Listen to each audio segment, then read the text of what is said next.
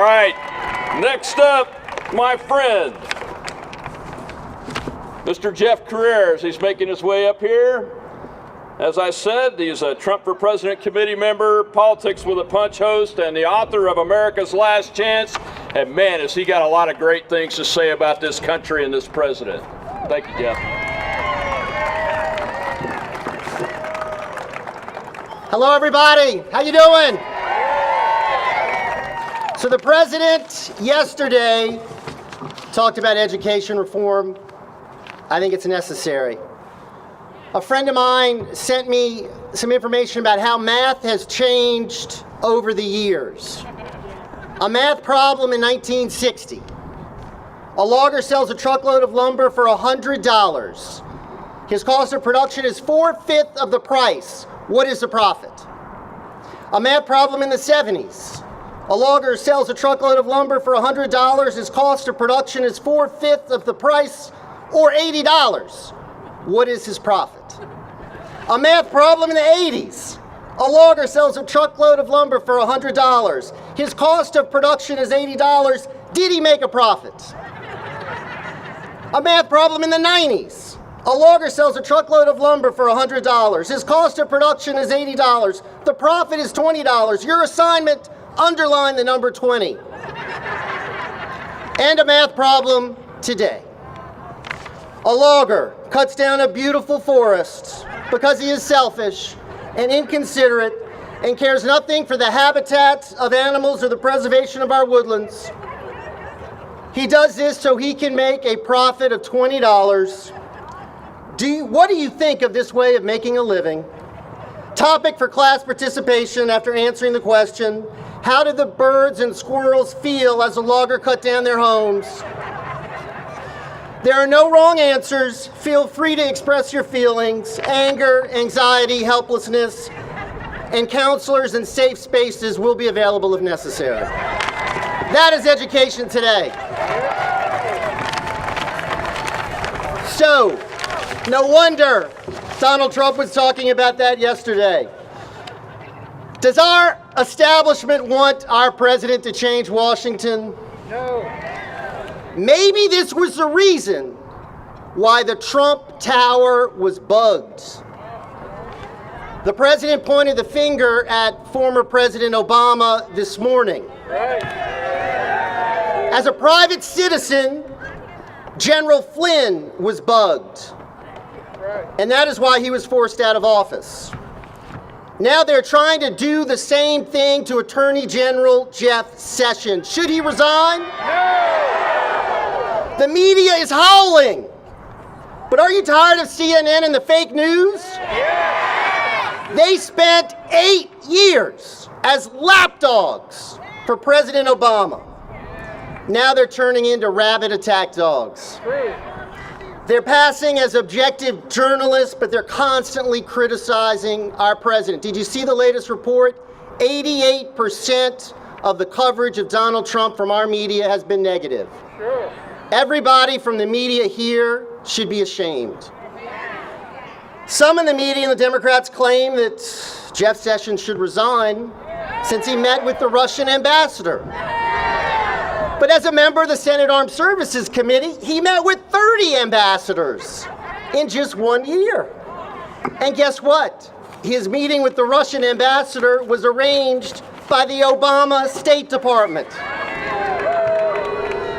And all the Democrats who are howling, Karen McCaskill, she met with the Russian ambassador.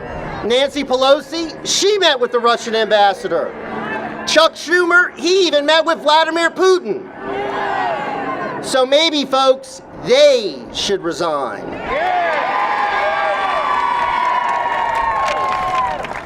So instead of the Attorney General recusing himself or backing down, it's time to fight back against the media, against the Obama forces in the government. Do you agree?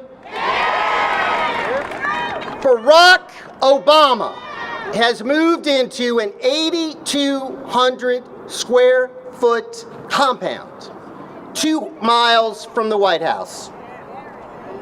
Now, what do you think he's doing in there? And guess who just moved in? Valerie Jarrett. They are directing 32,000 operatives working to preserve the Obama legacy and tear down Donald Trump. No former president has ever stayed involved in politics this way. George W. Bush was quiet for 8 years. Barack Obama was quiet for 8 minutes. And now, ladies and gentlemen, we've got a dilemma. On one side is Obama and his network, Michael Moore, who criticized the wife of an American hero who was at the State of the Union address. The Democrats who keep electing people like Chuck Schumer and Nancy Pelosi as their leaders. And they just appointed radical Muslim Keith Ellison as their vice chairman. Donald Trump is taking them on. The media, Hollywood, the establishment of both parties, special interests, the globalists, the intelligence community loyal to Obama, the liberal federal bureaucracy, just to name a few. And who does he have in his corner? Us. It's us. It's us and the president against the world.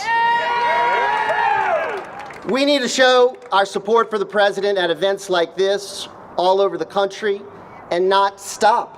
It's time for good, patriotic, tax-paying Americans to fight back. Folks, the stakes are high. Our country is in trouble. Colleges, free speech is under attack.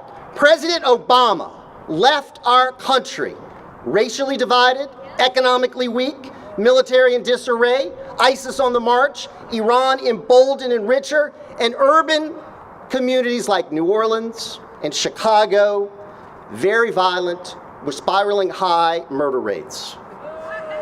In comes Donald Trump, who does more in his transition than Barack Obama did in 8 years. He met with corporate executives. He saved jobs, something Barack Obama never did. Obama was trying to please the world. Donald Trump is trying to please one group of people, the American people. Folks, it's time for an American First policy. We need to reevaluate our relationship to the UN, NATO. Other countries need to pay their fair share. It's no longer Uncle Sucker.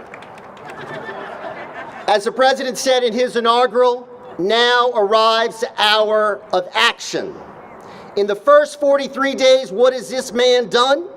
He followed up his campaign promises with action.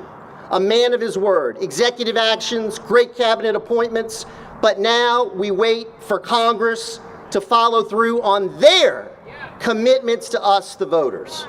They promised repeal and replacement of Obamacare. They promised tax cuts. Now they better deliver.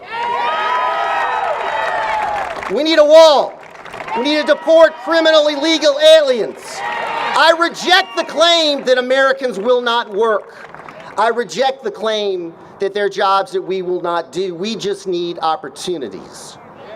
Under President Obama, 15 million people left the workforce. We now have 95 million people outside of the workforce. The lowest labor force participation rate, ladies and gentlemen, in 40 years. Thank goodness we have got a president who knows how to create jobs and will make this a business-friendly nation once again. If enacted, his agenda is going to work. We know it's going to work. That's what they're afraid of. Just look at the stock market. My good friend who is a teacher has already made $100,000 because of Donald Trump. But folks, let me conclude with this. Look at what we're facing. Look at the GOP town hall meetings under siege from paid protesters. Are any of you paid? They are. They are. At the Cassidy rally in Metairie, the parking lot was filled with license plates from out of state. You think they just stumbled on the Jefferson Parish Library? I don't think so. Thankfully, most Americans do not approve of booing the name of Jesus, of booing the Pledge of Allegiance.